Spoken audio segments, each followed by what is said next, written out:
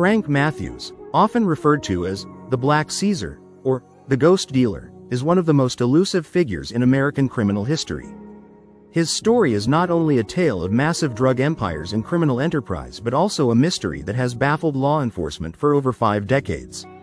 At the height of his power in the early 1970s, Matthews was one of the biggest heroin dealers in the United States, rivaling even the infamous Mafia. And then, in 1973, he vanished without a trace. Born in 1944 in Durham, North Carolina, Matthews grew up in a time of segregation and limited opportunity for African Americans. After his mother's death, he was raised by relatives in Philadelphia, where he quickly became involved in petty crime.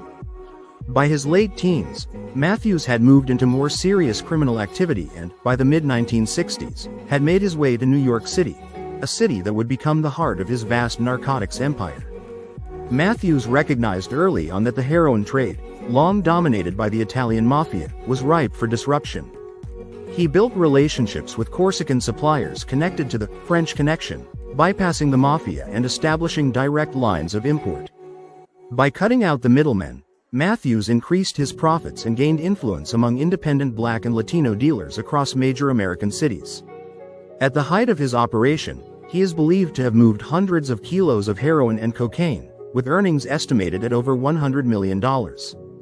What set Matthews apart was not just his ability to outmaneuver established crime syndicates, but his vision for a unified network of African American and Latino drug dealers who could rival the Mafia in power and reach. In 1971, he organized a historic summit in Atlanta, bringing together over 30 major drug dealers from across the country.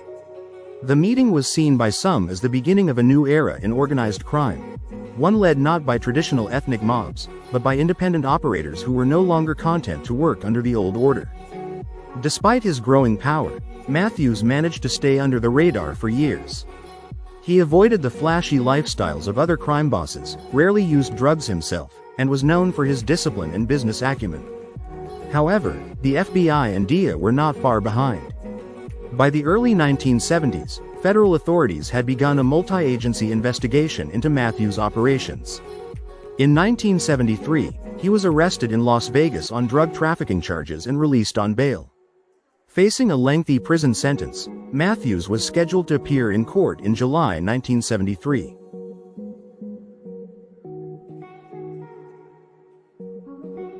He left behind his girlfriend, 3 children, and over $15 million in assets. Despite one of the largest manhunts in United States history at the time, Matthews was never seen again. No credible sightings, arrests, or confirmed deaths have ever been linked to him. His disappearance sparked endless theories. Some believe he was killed by rivals or the Mafia. Others think he fled to Africa or the Caribbean with a fake passport and a fortune in cash. The more romantic versions of the story imagine him living quietly in some foreign paradise, having outsmarted the law and his enemies alike. The FBI, which kept an active file on Matthews for decades, has admitted that his case is one of the great mysteries of 20th century criminal investigation. Today, Matthews would be in his 80s, if he's still alive. The case remains officially open, though no major leads have emerged in years. For now, Frank Matthews remains a ghost, one who haunts the history of American crime and eludes justice to this day.